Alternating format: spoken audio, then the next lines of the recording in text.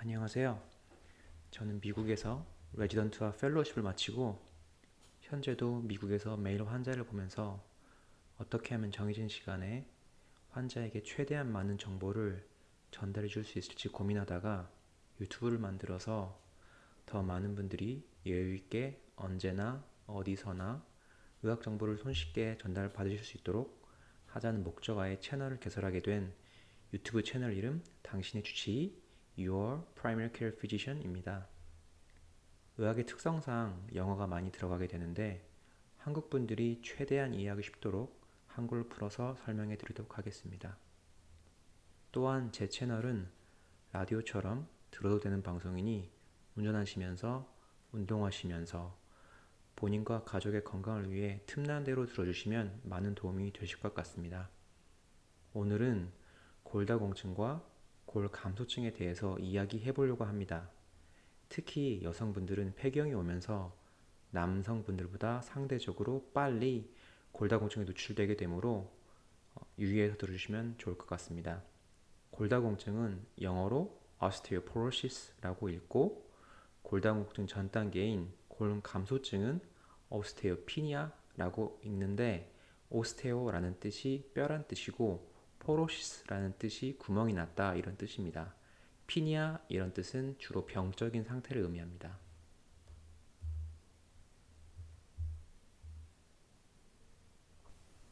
사진에서 보시는 것처럼 정상인 뼈는 이렇게 촘촘하게 되어 있고 오스티오피니아 즉 골감소증이 오게 되면 구멍이 조금씩 보이기 시작하고 마지막으로 골다공증이 오게 되면 이런 식으로 뼈에 구멍이 송송 나 있는 것을 볼 수 있습니다. 그만큼 뼈가 약해지는 것이지요. T스코어, 그러니까 저희가 골다공증을 검사하려고 할 때 가장 먼저 하는 검사는 덱사 스캔에서 보이는 점수인 T스코어는 마이너스 2.5보다 낮으면 골다공증인 것입니다. 그래서 환자분이 의사 선생님을 만날 때 저희 T스코어가 몇 점입니까? 라고 물어보면 그게 마이너스 2.5보다 낮은, 그러니까 마이너스 3.0이라든가 마이너스 3.5 이런 식으로 더 낮게 되면은 골다공증인 것입니다. 그래서 저희가 T스코어와 Z스코어가 있는데 T스코어는 WHO에서 정해서 폐경 이후의 여성과 남성 중에서 50세 이상인 분들에게 적용됩니다. 그래서 T스코어는 폐경 이전의 여성이나 남성 중에서 50세 이전 분들에게는 적용되지 않습니다. 그래서 이런 분들을 위해서 G스코어라는 게 있는데 이 G스코어는 50세 이전의 남성이나 폐경 이전의 여성에서 같은 나이, 즉 내가 예를 들면 30살이다. 그러면 30살인 정상인 분들과 비교했을 때 나의 스코어가 어떤지를 알려주는 것입니다. 이것은 만약에 마이너스 2.0보다 적으면, 그러니까 마이너스 2.5나 마이너스 3.0이 되면은 이것은 비정상적인 것입니다.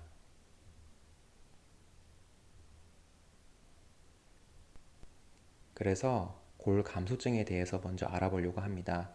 골감소증은 덱사 스캔에서 나오는 점수가 마이너스 1.0에서 마이너스 2.5 사이에 있을 때를 말하고, 이때는 약이 필요하지 않습니다. 대부분의 경우에서는. 그렇지만 우리가 일상생활에서 하는 여러 가지 방법들로 이 컨디션을 조금 낫게 해줄 수 있는 방법이 있습니다. 예를 들면 칼슘, 바이타민 D 같은 것을 많이 먹고 weight bearing exercise를 하시면 좋은데, 이 말의 뜻이 뭐냐면은 walking, dancing, low impact aerobic, elliptical training 아니면 계단 오르기 같은 것들입니다. 한마디로 우리가 쉽게 생각하는 조깅이나 달리기 같은 것을 생각하시면 되겠습니다. 그리고 담배를 줄이셔야 하고 술을 줄이셔야 하고 가능하면 둘 다 끊는 것이 제일 좋습니다. 그리고 또한 우리가 넘어질 수 있는 여러 가지 위험성이 있는데 그 위험성을 줄여주시면 좋습니다. 그리고 또 약 중에서도 우리의 그 뼈의 density, 그러니까 뼈를 좀 잃게 하는 그런 여러 가지 약들이 여러 가지가 있는데 그 여러 가지에 대해서 약통을 보시고 지금 제가 말씀드리는 것 같은 약이 있으면 끊거나 아니면 의사 선생님과 상담을 하셔가지고 약을 줄이시는 게 좋을 것 같습니다.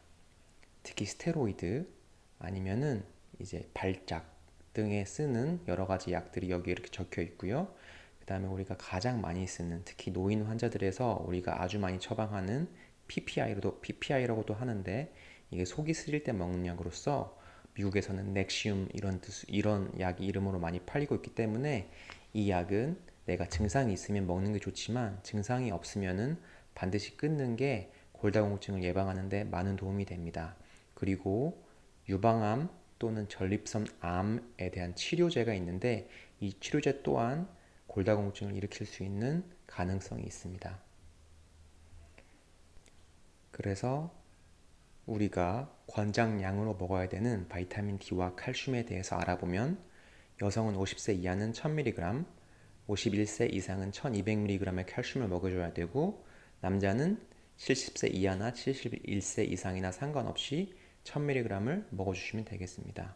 바이타민 D는 만약에 50세 이하다 그러면 400에서 800 인터내셔널 유닛이라고 적어 있는 거고요.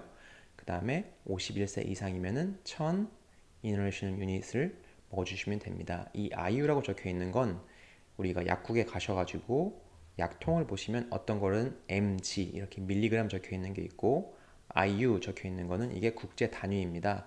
국제 단위 IU를 찾으셔가지고 1000 또는 400에서 800 사이에 있는 걸 드시면 됩니다. 특히 커스코 같은 데 가시면은 이 두 가지를 합쳐서 한 알약으로 파는 게 있는데 용량 자체가 여기 나와 있는 추천 용량과 굉장히 비슷합니다. 하루에 2번 먹을 수 있게 되어 있기 때문에 다음에 커스코 가시는 분들은 한번 찾아보시면 좋을 것 같습니다.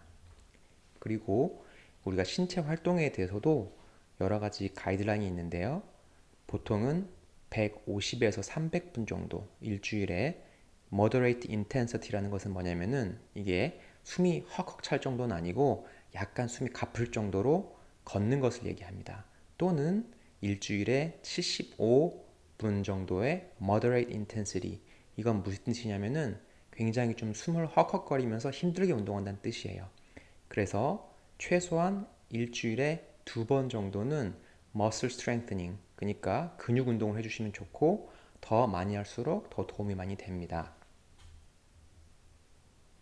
그래서 낙상의 위험을 줄여주는 여러 가지 운동들이 있는데요. 근육 운동이라든가 아니면 균형 잡기 운동 또는 타이치. 타이치는 미국 사는 분들은 많이 보셨을 텐데요. 공원 같은 곳에서 중국 분들이 모여서 천천히 움직이는 쿵푸 비슷한 운동을 타이치라고 합니다. 이 타이치 또한 낙상 위험을 많이 줄여준다고 보고되고 있습니다.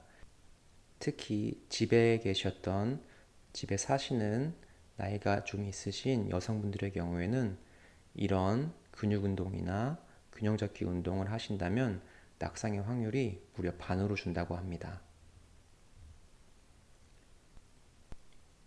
지금 보시는 이 그림은 골절과 T스코어의 상관관계를 보여주는 것입니다. 오른쪽 가로에 있는 이 T스코어가 점점 낮아질수록 그러니까 마이너스 2, 마이너스 2.5, 마이너스 3.0 이렇게 감소할수록 이 그래프의 높이는 점점 증가합니다. 그러니까 T스코어가 낮아질수록 골절의 확률은 점점 높아진다는 뜻입니다. 하지만 이 T스코어 자체로 내가 이 환자를 치료하냐 안 하느냐라고 바로 판별하면 안 됩니다. 왜냐하면 아스티오피니아, 골 감소증이 있는 환자들 중에서도 치료가 필요한 경우가 있기 때문입니다. 그거는 가장 마지막의 슬라이드에서 제가 다시 한번 알려드리도록 하겠습니다. 사실은 골다공증을 치료하는 데 있어서 골다공증 자체를 치료하는 게 목적이 아니라 골다공증으로부터 생성될 수 있는 골절을 예방하는 게 골다공증의 치료 목표입니다. 그러면은 이런 골다공증으로 인한 골절은 얼마나 자주 생기는지 보겠습니다. 미국에서는 보통 150만 명 매해 발생하고 있고 그것은 척추 쪽에 생기는 골절입니다. 그 다음에 흔한 것이 이제 엉덩관절 그러니까 고관절 쪽에 생기는 골절인데 이것은 매해 30만 명이 고통받고 있습니다. 그러면은 이 골절이 왜 이렇게 중요하냐? 중요한 이유가 있는데 골절이 생기게 되면 굉장히 아프고 또한 자기의 기능을 잃게 되고 그러니까 보통 생활을 영위할 수 없게 되고 그 다음에 입원 확률이 높아지고 심지어 죽을 확률도 높아집니다. 연구 결과에서 엉덩관절, 즉 고관절 골절이 생기면 1년 안에 죽는 확률이 무려 21%에서 30% 정도 됩니다. 즉, 3명 중에 1명은 죽을 가능성이 높아진다는 뜻입니다. 특히 이 골절에 10명 중에 7명은 여성에게 발생됩니다. 하지만 남성에게 발생될 경우 오히려 돌아가실 확률이 더 여성보다 높습니다. 골다공증 검사 중에서 조금은 간단하게 할 수 있는 검사가 있는데 이것은 우리가 보통 봉고차를 타고 오신 분들이 발 뒤꿈치에 대고 골다공증 검사를 해주셨다 라고 말씀을 주시면은 이 검사일 확률이 높고 이 검사가 좋긴 좋은데 단점도 있습니다. 좋은 점으로는 가격이 저렴하고 이동이 쉽기 때문에 환자의 집에 가까운 곳에서 검사를 할 수 있습니다. 또한 방사선 누출이 없습니다. 하지만 단점으로는 이 검사로는 치료를 할지 말지 결정할 수가 없습니다. 특이도는 86%, 민감도는 53%입니다. 이 뜻이 뭐냐면은 내가 골다공증이 있어도 여기서 발견 못할 확률이 무려 50%가 된다는 뜻입니다.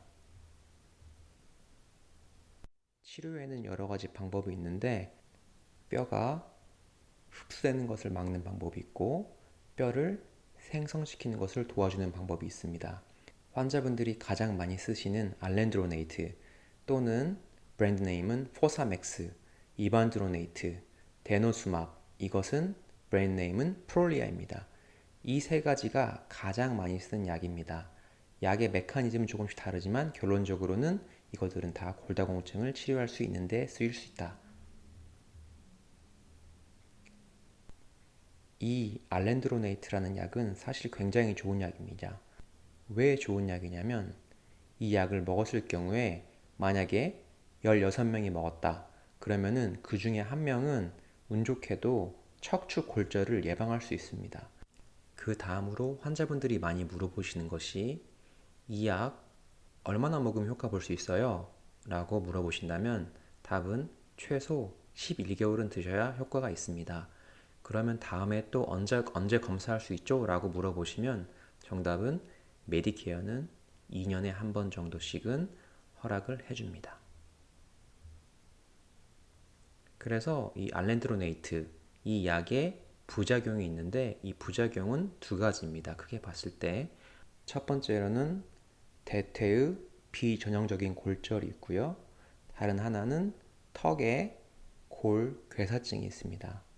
대퇴의 비전형적인 골절은 주로 이 약 자체를 오래 쓰신 경우에 나타나고 얼마나 흔한 빈도가 있냐면 100만 명을 치료했을 때 1년에 32번 정도 발생하는 굉장히 드문 경우고 골괴사증은 10만 명을 치료했을 때 1명에서 10명 정도 발생합니다.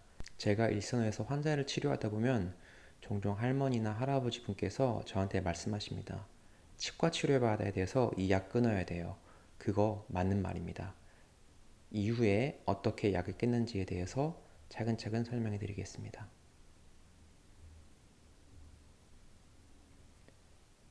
척추의 압박골절은 엉덩관절보다 10배 더 흔하게 발생하고 이전에 골절이 있었다면 다음에 골절이 발생된 확률이 굉장히 높아집니다. 주로 어디에 생기냐면은 흉추 7번, 8번 또는 흉추 12번과 요추 1번에 많이 생깁니다. 4mm에 또는 척추의 높이에 20% 이상이 감소되었을 때 우리가 척추에 압박골절이 생겼다고 얘기합니다. 이 압박골절이 안 좋은 점은 아주 아프고 게다가 기능을 잃게 되고 스스로 생활이 불가능하게 되고 심지어 우울증도 올 수 있다는 것입니다. 이 척추 골절은 급성과 만성이 있는데 급성의 경우는 30%, 만성의 경우는 60% 정도 차지하고 있습니다. 만성의 경우에는 통증이 없거나 아주 적은 경우가 많고 특히 엑스레이에서 쉽게 발견됩니다. 급성의 경우는 굉장히 아파서 입원 치료가 필요한 경우가 많고 또는 정맥 주사로 통증 주사약을 맞아야 되는 경우가 있습니다. 굉장히 아프기 때문이죠. 그리고 이 급성의 경우는 특별히 다치지 않았는데 예를 들면은 허리를 굽혔다거나 아니면 기침, 재채기를 했다. 아니면 무거운 것을 들었는데 갑자기 허리가 아프기 시작한다. 라고 하면은 척추 압박골절일 가능성이 있습니다. 이 척추 압박골절은 보통 흉추, 요추 중에서 중간 부위가 있고 가끔 앞쪽으로 또는 배 쪽으로 통증이 전달되는 경우가 있습니다.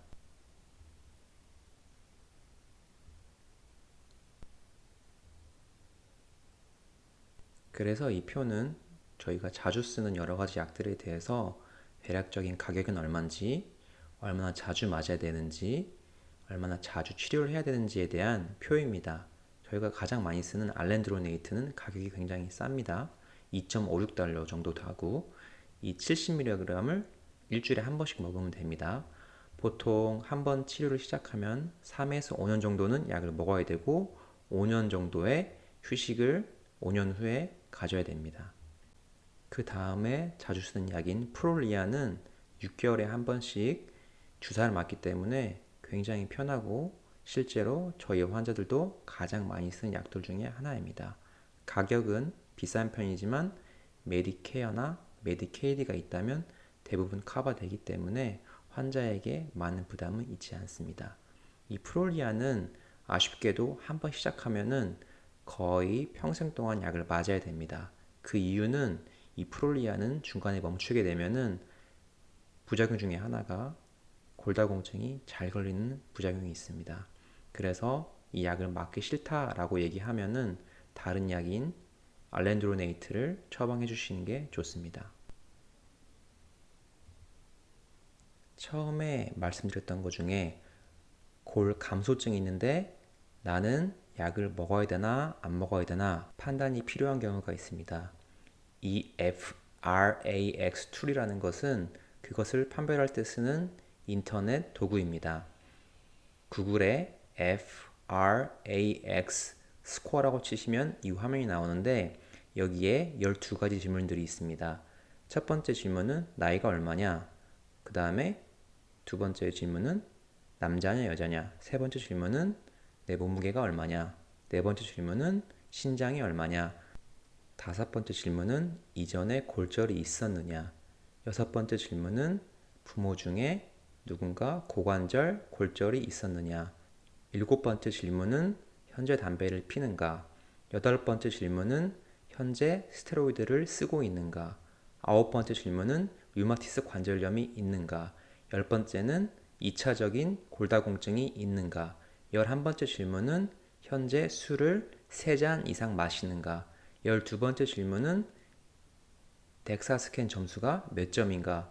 이거를 다 입력해 주시면은 이 캘큘레이터라고 치는 부분 여기를 눌러 주시면은 자동적으로 BMI와 스코어가 나오는데 지금 이 화면은 제가 임의로 직접 넣어 본 것입니다. 이 환자 같은 경우는 10년 안에 골다공증으로 인한 골절이 생길 확률이 22%고 10년 안에 고관절 골절이 생길 확률이 14%인 것입니다. 그래서 결론적으로는 골 감소증이 있어도 어떤 경우에는 골다공증 치료를 시작해야 합니다. 덱사 스캔 점수가 마이너스 1.0에서 마이너스 2.5점 사이가 나왔고 10년 안에 고관절 골절이 생길 확률이 3% 이상 또는 10년 안에 골다공증 관련 골절이 생길 확률이 20% 이상이다. 그러면은 골다공증 치료를 시작해야 합니다. 감사합니다.